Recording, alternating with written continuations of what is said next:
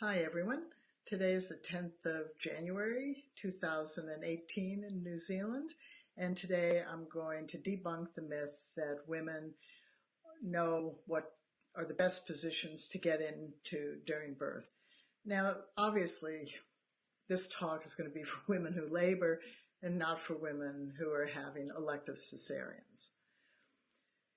And can unplanned, non-medically necessary cesareans be prevented or reduced by debunking this myth? Absolutely. So once again, I'm the director of Common Knowledge Trust, and in the early 70s, I worked with hundreds of families who developed the Birthing Better skills. And these families came from very diverse backgrounds. And we had one thing in common, and that was our shared human body. It was as simple as that.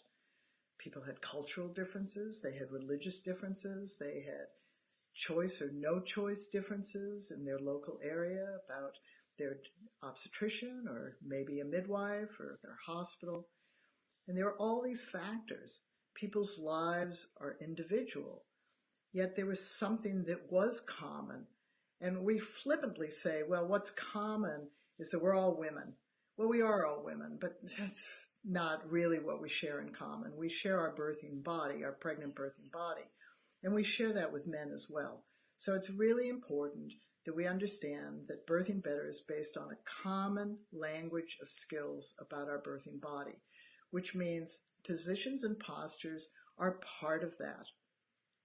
The thing is that we are a container when we are pregnant, and when we birth, our container needs to open up to let our baby out. Our baby's a big object. At 24 weeks, it may be 1.5 pounds, and at term, it can be anywhere between 5 pounds and 10 pounds plus. So it's a big object. And the fact is, the positions we get into impact our baby tremendously.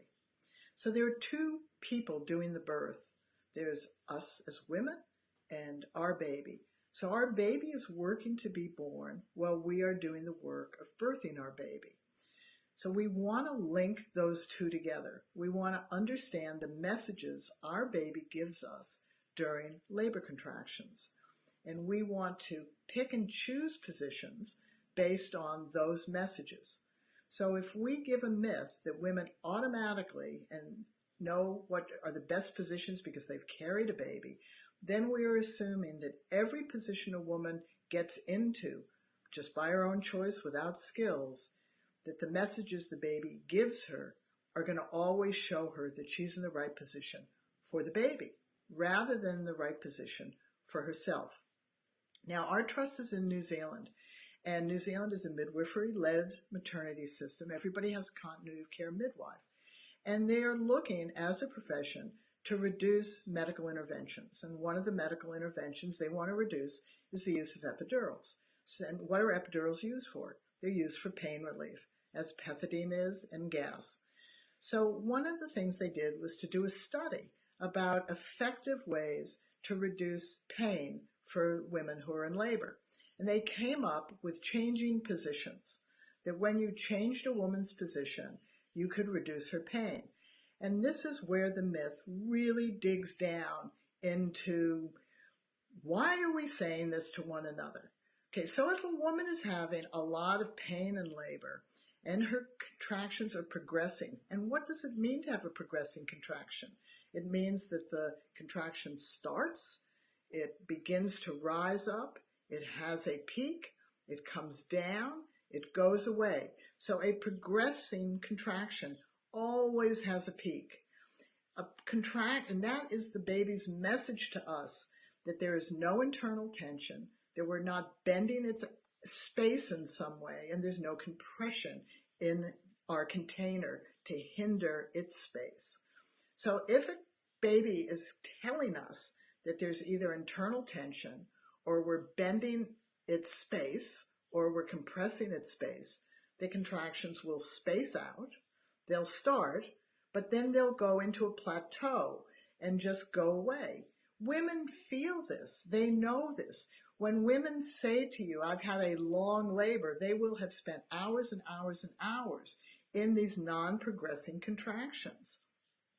And it's important to understand this, that it has to do with internal tension, which we're not talking about today. It has to do with positions. We are talking about that.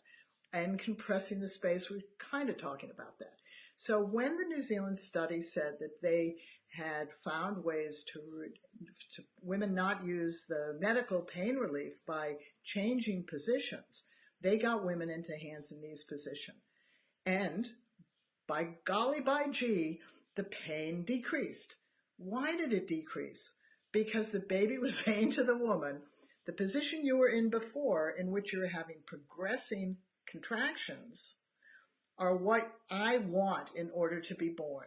And you have now gone into a position to reduce your discomfort, and I'm not happy in this position. So therefore, I'm going to back off the contractions, and you're going to feel less pain. The contractions are going to be shorter. They're going to be less intense. They're going to be more spaced out. And there you are. You were having less pain. But the labor lingers and lingers and lingers because you want to have progressing contractions. Because progressing contractions tell you that your baby likes its internal space and can't open you up and come down, through, and out. Do women instinctively get into the right positions for their baby? Nah, not even by a long shot. Oh my goodness. Women get into positions, one, because they're not coping with the pain, and so they're trying to run away from the contractions. And you see that by women standing facing the wall, up on their toes, tightening their bum like this, and just clinging to the wall. That's a position that a woman is choosing to be in because she isn't coping. Then there are women who choose positions because they're trying to avoid the intensity of progressing labor contractions. And so they will get into a hands and knees position, or they will get into a knees chest position to back off the labor so they can take a break.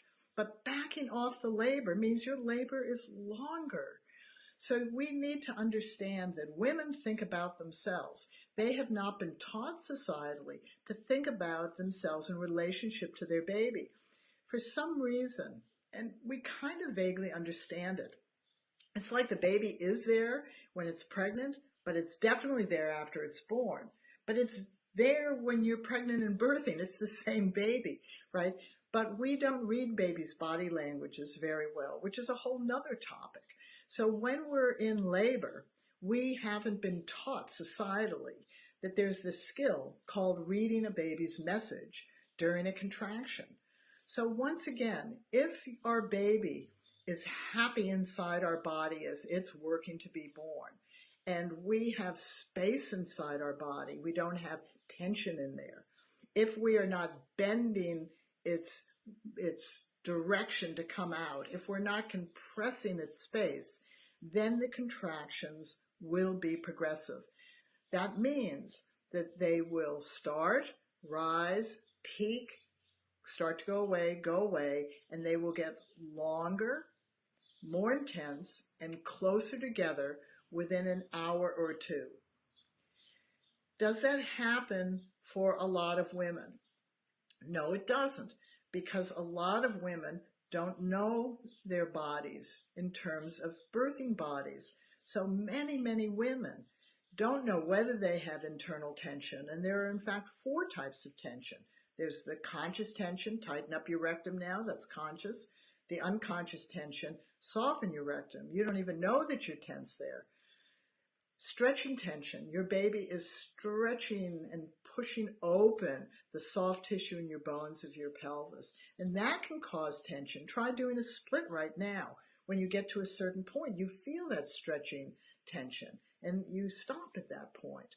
And there's structural tension. That's why mapping the pelvis, knowing the shape of your pelvis, knowing how your baby fits inside your pelvis, will give you a clue as to what positions are most helpful to help your baby open you up, come down, and through and out.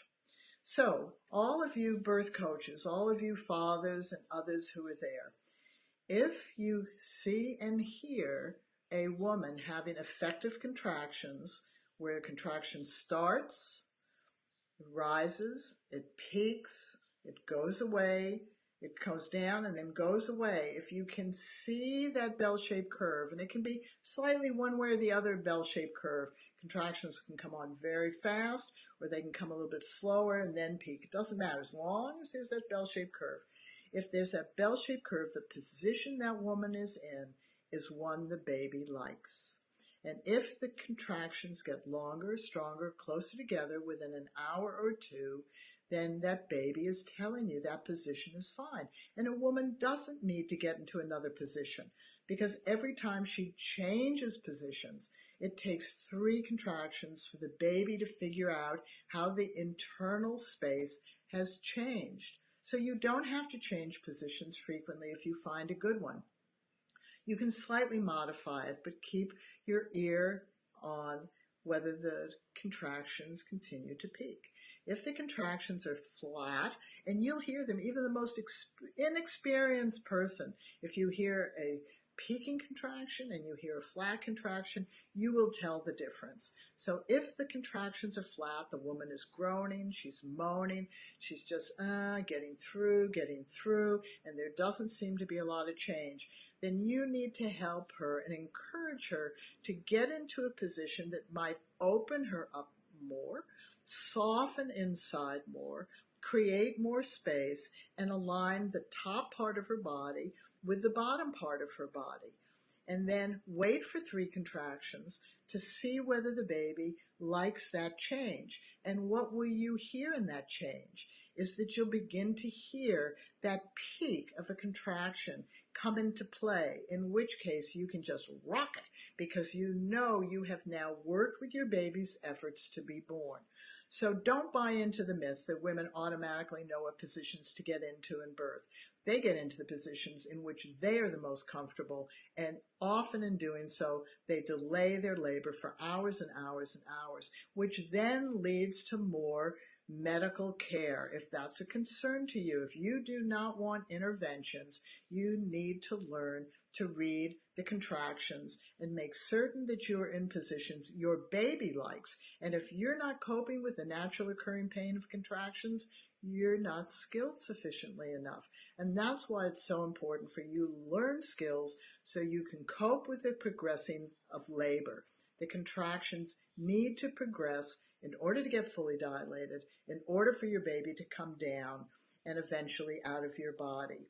So if you find in yourself, or if you go back in your memory and say, gee, at that last birth, it got really intense and I got into this position and the contractions backed off, understand what you have unintentionally done. And next time, become more skilled so you can really, really cope with those intense progressing contractions. Okay, see you next time. Bye-bye.